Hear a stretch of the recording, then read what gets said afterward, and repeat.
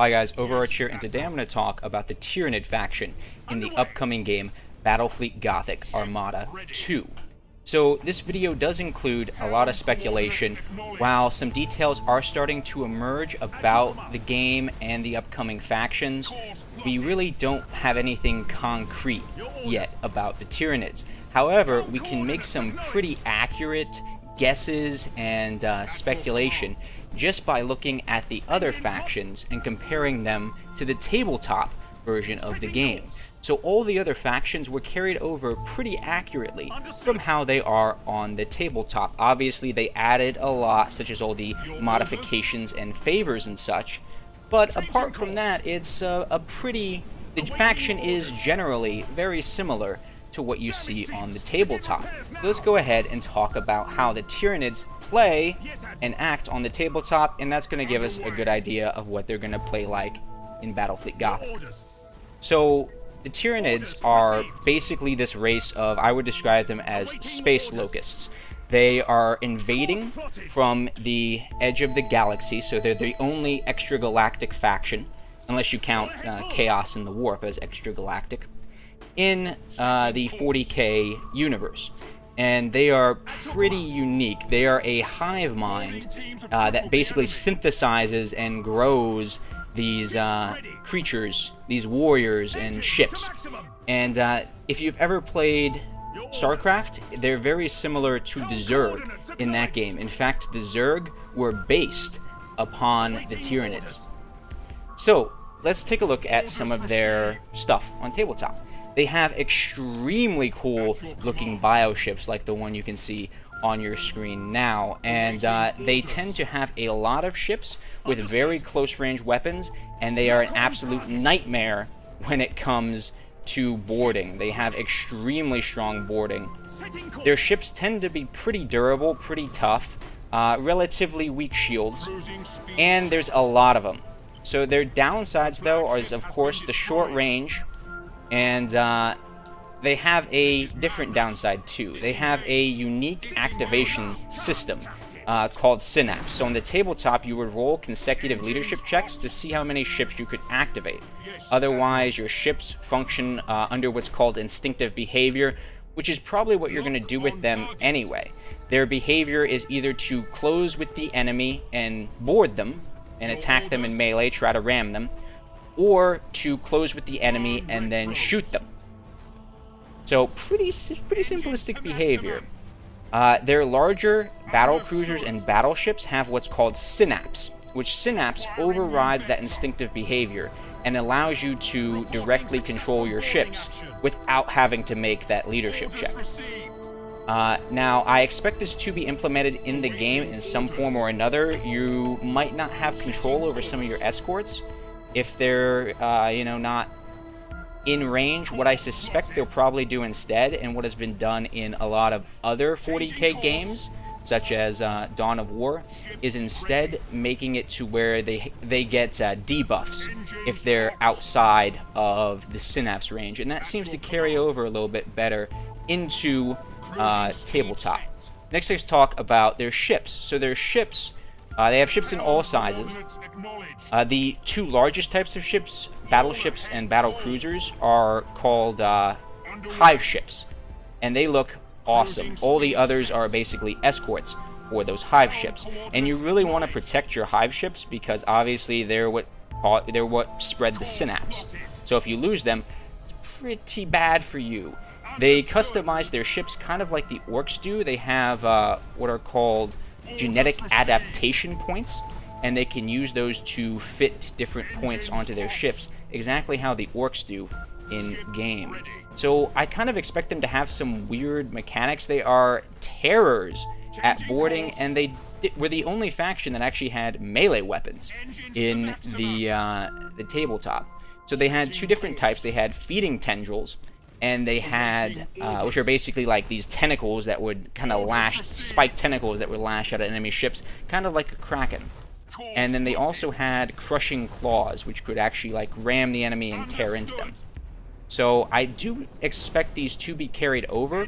I think that they're going to have crushing claws, which might like increase ram damage, and probably feeding tendrils too, which will there's tentacles that'll kind of lash out at nearby enemies.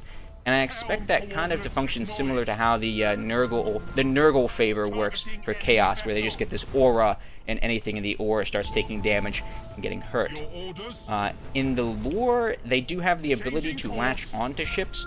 I don't really expect to see that here, as this, I don't think a stun system would carry, or a latch-on system would carry over very well to Battlefleet Gothic, the game. What I do expect is maybe for them to have some sort of stun system, where instead if they pull off a ram, you might lose control of the ship briefly, or they might have like a very small chance of causing a mutiny or something like that. Their weapons are very short range, and they include things like bioacid and spine launchers. And I mainly expect them to function similar to micro batteries, or macro batteries do. Maybe they'll have some sort of cool damage over effect, or damage over time effect, like, or debuff effect, like with the bioacid or something. That'd be pretty cool. They also have what's called Shadow in the Warp. And so this is basically, the hive mind is so strong and there are so many mines that it actually blots out the warp, and it really messes with psychic abilities. And what I expect that to do is it might increase the retreat time when you're within a certain range of a Tyranid ship, which I think would be pretty cool. That's gonna kind of fits in with their playstyle of getting in close and then punishing the enemy, and prevents them from escaping. It could even mess with something like a micro warp generator, or something like that. Although, I don't know, it'd kind of be pretty specific, so I don't know if they'll implement something like that. One other interesting lore bit is that they don't actually have shield generators, they don't have void shields like the Imperial ships do. Instead, their shields are actually swarms of disposable spores, and they physically intercept rounds, which is pretty cool. I expect we might see some type of mechanic with that, maybe to where like AoE effects, such as the Nurgle Aura or the Nova Cannon, will actually bypass shields or cause more damage or something like that. So in terms of playstyle, I expect them to play extremely aggressive and have very large numbers. You can expect them to close in with the enemy aggressively and board. They're actually capable of a lot of short-range fire on the tabletop as well, just because of how many escorts you could field, each of which was mounting, short-range spine launchers that could potentially really mess you up if you got too close. It also wouldn't surprise me if they had some sort of homing torpedo system, guided torpedo, maybe with like bioacid or something like that. I think that'd be a really cool introduction as well. In terms of squadrons, they were able to field squadrons, although they were kind of so-so. Nothing really too crazy. In the lore, they do have a lot of good options for different squadrons they could field. So I think it would be really cool if we saw the reintroduction of squadrons with the Tyranids. So in Battlefleet Gothic, you could have your escorts form squadrons, which gave them buffs, and it was basically a unit. It was a bunch of those escorts, and so long as they remained in formation, they could do things like attack together, which was important for getting past shields or damage reduction. And as they lost health, individual units in the squadron would be destroyed. So I kind of don't expect that, just because none of the other factions have a squadron mechanic. But it would be really cool if they implemented this, as it would really allow the Nids to field, big groups of ships. You purchase one unit of escorts and you get like 3 little escorts.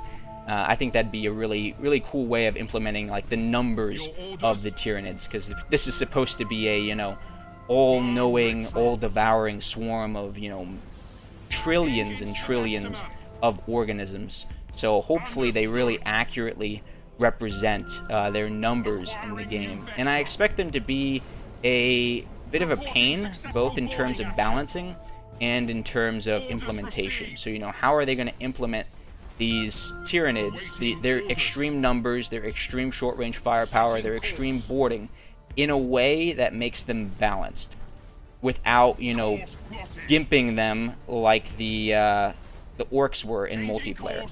For those of you that don't know, in the original Battlefleet Gothic Armada, the orcs were garbage in multiplayer, just because they were so slow and they needed to get in close to really hurt the enemy. Sure, they were tough.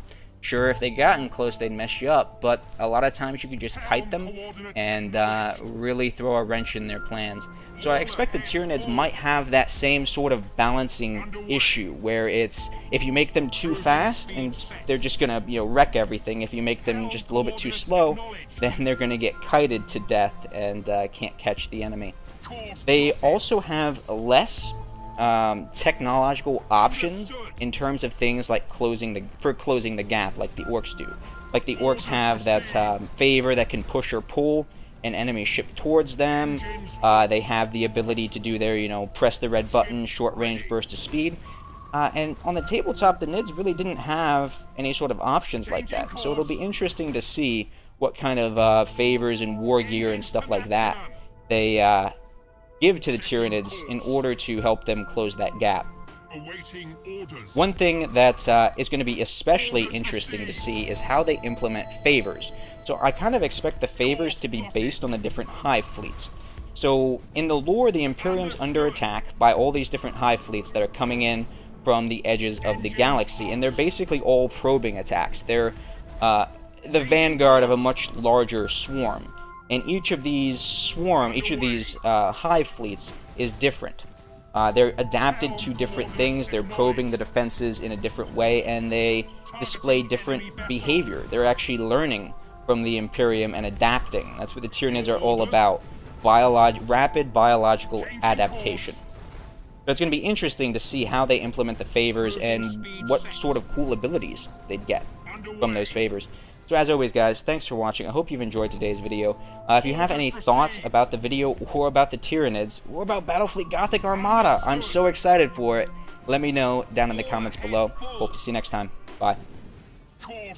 Oh, guys, I almost forgot to mention, I did a similar video to this one for the Necrons, which is going to be linked up in the top right in a card right now, and I plan on doing another one for the Dark Eldar. Let me know if there's any Battlefleet Gothic Armada content that you guys want to see.